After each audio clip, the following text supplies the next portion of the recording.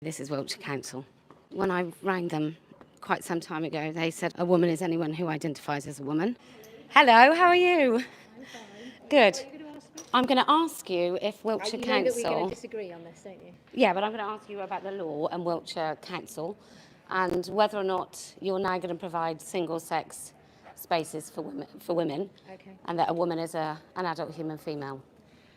So from my point of view, a woman is a person who identifies as a woman, and what we're doing as Wiltshire Council is providing unisex toilets where possible, and in some places there are male and female toilets. When you say a woman is someone who identifies as a woman, who is allowed in a woman-only toilet or changing room? This is such a complex thing. To me, if people identify as a woman, then I'm not going to be challenging people and telling them that they can or can't go into any particular toilet. Okay, and the law has just clarified that you would be wrong. So what do the council do? Because it's not really, it's not up to you. It's not up to me. No, absolutely. We're trying to follow the law. And when it comes to maybe more vulnerable people, like, say, an elderly woman in her home, would the council support an elderly woman needing intimate care from a council service, for example? Would the council support that woman in having female-only care, and the female that turns up actually being a woman? I don't know the answer to that question. I don't know what... I have to say, I genuinely don't know what our policy is about care workers attending people's homes and whether there's an option. I can find out for you. I don't know whether people can request a particular gender in terms of a care worker. I genuinely... Well, it would be sex. It would be sex, not gender. It would be sex. Okay. Well, I use the term gender. I genuinely don't know the answer to that. If a girl's going into a space that's for women only, you wouldn't support her having a woman-only space. You would allow someone who called themselves a woman be in that space. Let's say she's 14.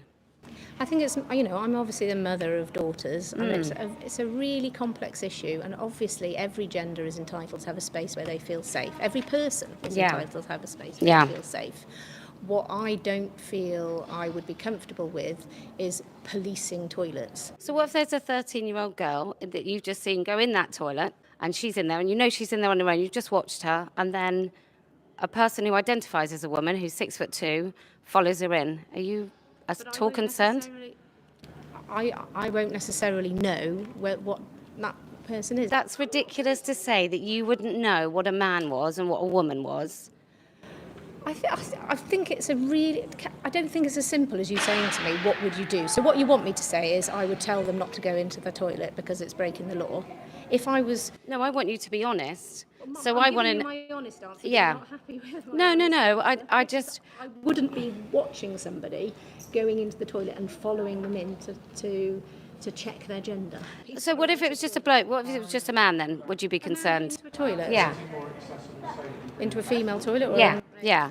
Following a girl in. It would depend. In the same way as if I saw anybody else breaking the law, I don't know whether I would challenge them. It really depends on the situation and whether I felt safe or not. Do you think it's reasonable for me to find it dishonest that you're going to say that you don't think there's any difference between a man in a dress, who you might call something else, and a woman? What I would challenge you back on is I don't think it's as simple as saying it's a man in a dress. I'll sort of object to the way of describing it like that. So what would be the signifiers for someone identifying as a woman? What would make you think someone was a woman? I think if you talk to members of the trans community, it is not as simple as that. Obviously want women to be safe, women to have their rights, and women to be treated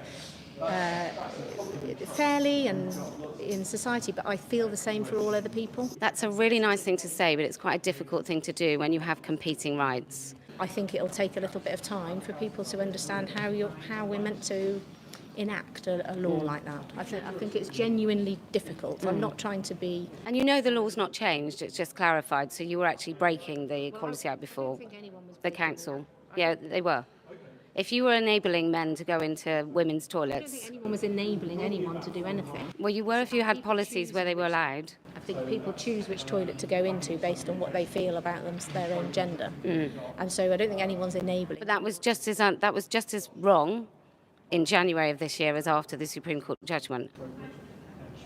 I'll take your word for it. Okay. For me, the future is about having unisex toilets, so where we're not busy dividing communities up into this, that and the other, and that we've got a unisex toilet and anyone can use it. I think, having male and female toilets has always caused issues in society because male toilets are generally more unpleasant places to be. Yeah, because men are in them.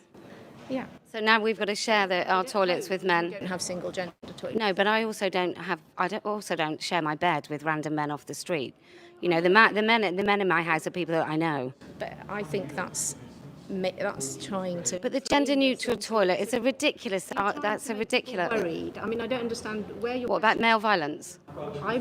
No, that's not what we're talking about. You're talking about someone going to use a toilet. I think we're talking about opportunity for male violence, aren't we? And women feeling comfortable. That's what we're talking about. We need people to be comfortable, but I think people using the toilet aren't necessarily causing violence. Well, we've also got changing rooms. So we know that in unisex changing rooms in changing villages, for example, there is more sexual assault, more voyeurism, more camera phones than if you have a female-only space, which I'm sure you're aware of.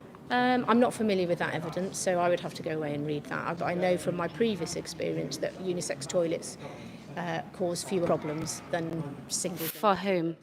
For example, in schools. That would be illegal. You know that, don't you? HSE would say that unisex toilets in schools are actually not legal unless you have a fully. I'm going to tell you the law. I'm going to tell you the law. So that the HSE, so Health and Safety Executive, and the law about toilets is it needs to be fully lockable, enclosed, to wash and dry your hands as well as go to the toilet. Ceiling to floor door and a toilet. And sinks in that toilet and a place to dry your hands. I would have to do some more reading. What we've also found is that there are girls now with urinary tract infections because they're too embarrassed to go to the toilet all day long. I think you've always had those issues. Sometimes as a child that feels really difficult. And you don't think it would be worse for a girl starting her periods at age 11 if there's a boy in the cubicle next door? Not necessarily, no. Well, it is. Of course it is. Well, we can disagree on that, can't we? I don't think it's necessarily what causes the issue. I genuinely don't. Well, parents report that it does, so I'm going to take their word on it. Okay. I'm also a parent.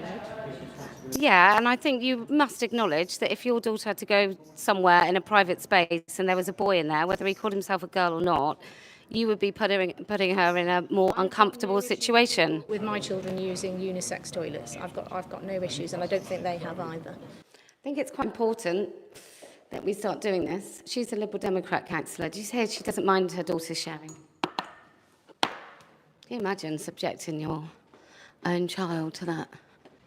Let's hope, anyway, that they're a bit more familiar with the law than Mel was. That's Mel Jacobs. She's a Liberal Democrat councillor. I really do fear for the children of these people